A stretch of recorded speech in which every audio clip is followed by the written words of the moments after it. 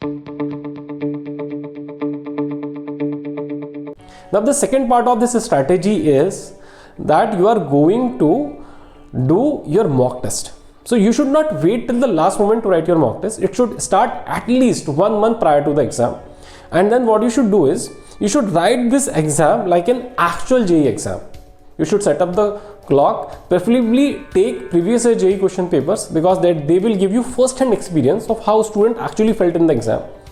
And there are 24 papers last year at least, and around 24 before that. So you have enough paper if you go through the last 3 years database to solve.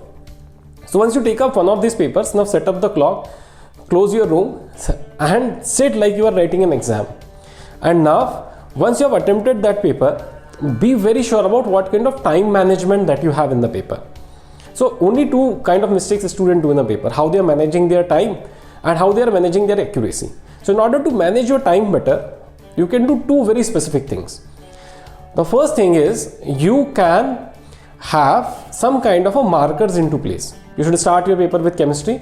30 minutes can go into doing chemistry. It can be 40 till 40 also. It's totally fine. It can be 45 also, but you should have some time marker for doing chemistry. That should be your starting point of paper. The reason behind starting with chemistry is, it is simpler to do. In the sense that if you know a question, you will tick the answer and you will move ahead. If you do not know that question, just leave it. Do not try and make some kind of a guess, because that will lead to negative marking. Once you have done that, you move towards the physics part. Again, in physics paper, you can select those areas that you are comfortable with. Do those questions first, then move to those areas or those questions that you find difficult.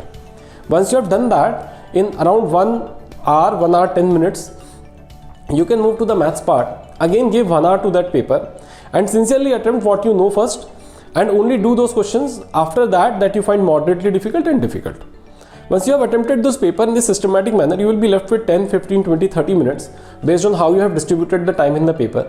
Now this time can again be invested into one of those sections that you find scoring, or that you are able to attempt much and you will want to give more time to it.